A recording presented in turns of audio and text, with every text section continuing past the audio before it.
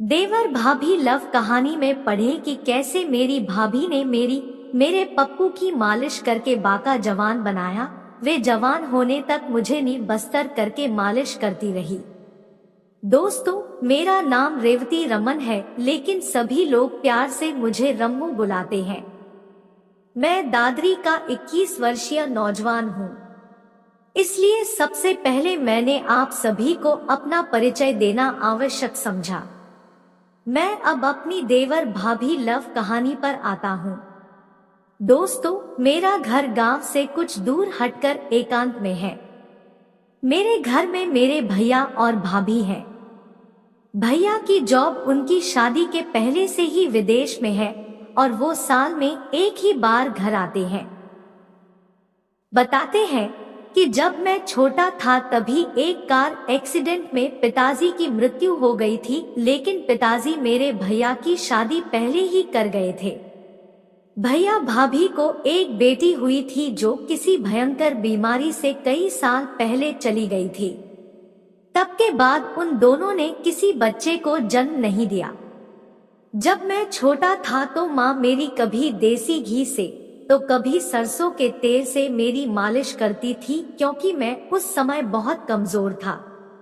तो एक दिन भाभी ने माँ से कहा, माता जी लल्ला की मालिश मैं कर देती हूँ, आप आराम कर लो। माँ ने भाभी से कहा कि बहू लल्ला की मालिश थोड़ी आराम से करना, और फिर भाभी रोजाना मेरी मालिश करने लगी। कुछ महीने बाद मेरी माँ भी चल बसी। माँ के गुजरने के बाद भाभी के कंधों पर घर, खेत, गाय भैंस सभी की जिम्मेदारी आ गई। बड़े काश्तकार होने के कारण भाभी ने गाय, भैंस और खेती के लिए नौकर लगा दिए और अपना सारा ध्यान मेरी परवरिश पर लगा दिया। समय गुजरता गया।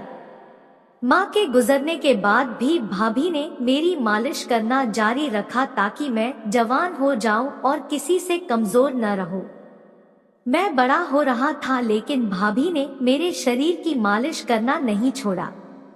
वो मुझे पूरा निबस्त्र करके लिटाकर मालिश करती थी और वो शरीर के साथ साथ मेरी पप्पू पर काफी देर तक तेल से मालिश करती थी और अपने साथ ही नहलाया करती थी। फिर मैं उनको भाभी माँ बोलने लगा, मगर उन्होंने मेरी शरीर और पप्पू की मालिश करना नहीं छोड़ा। जब मैं और बड़ा हुआ तो भी देवर भाभी लव ऐसे ही चलता रहा। भाभी मुझे बिल्कुल निबस्त्रा करके मेरे शरीर और पप्पू की तेल मालिश करती, जिससे मेरी पप्पू में तनाव आना शुरू हो गया।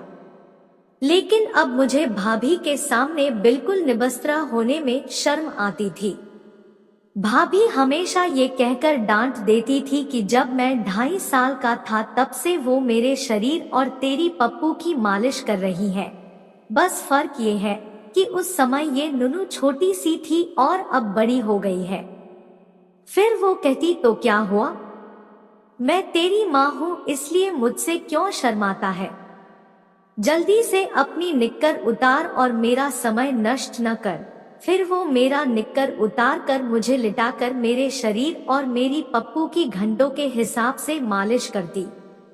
ऐसे ही दिन गुजरते रहे। करीब 2-3 साल बाद जब मैं 19 साल का जवान लड़का हो गया तो भी भाभी ने मेरे शरीर और पप्पू की मालिश करना नहीं छोड़ा।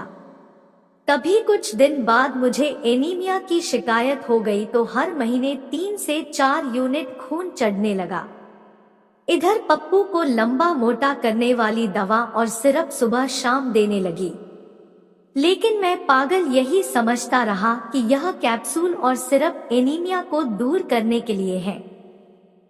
खैर, धीरे धीरे मेरी नुनू 8 इंच बड़ा बन गई और जैसी नुनू की लंबाई थी उसी हिसाब से उसकी मोटाई भी बढ़ गई।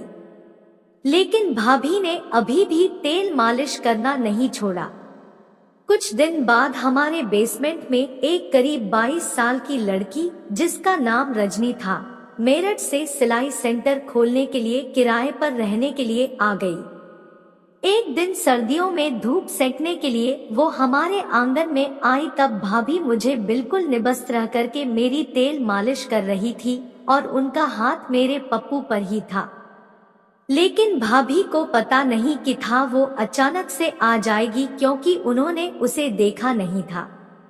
वो एकदम से बोल पड़ी, अरे इतना बड़ा होकर भी अपनी भाभी के सामने ऐसे निबस्तरा पड़ा है, तुझे जरा भी शर्म नहीं आती? कितना बड़ा और मोटा है ये। तभी भाभी ने जवाब दिया, मैं इसकी माँ हूँ और बचपन से लेकर आज तक इसकी मालिश करती आ रही हूँ। फिर भाभी ने रजनी को मेरी पूरी कहानी सुना डाली तो रजनी को मुझ पर तरस आने लगा, लेकिन वो मेरे पप्पू को घूर घूर कर देखती रही। तभी भाभी ने मालिश करना बंद कर दिया। इधर मैंने अपने कपड़े पहनना चाहा, लेकिन रजनी ने मेरे हाथ से निक्कर छीन लिया और मुझे परेशान करने लगी और अपने पीछे निबस्तरा ही दौड़ाने लगी। थोड़ी देर के बाद उसने मेरी निक्कर लौटा दी। उस दिन के बाद जब भी सुबह के टाइम भाभी मालिश शुरू करती, तभी रजनी भी आ जाती और मेरे पप्पू की मालिश को बड़े गौर से देखती। एक दिन उसने भाभी से कहा, दीदी क्या मैं इसकी मालिश कर सकती हूँ? भाभी ने कहा, उस दिन तो तुम मेरे बेटे को ऐसे बेशर्म और भला बुरा कह रही थी, आज अचानक ऐसा क्या हो गया जो मुझसे उसकी मालिश करने की पूछ रही हो? रजनी, मैं उसके हथियार को छूकर देखना चाहती हूँ कि आप बचपन से लगातार मालिश कर रही हो तो अब इसमें थोड़ा बहुत दम आया है या नहीं? भाभी बोली, तुम्हें ऐसी बातें करने में जरा सी भी शर्म नहीं आती?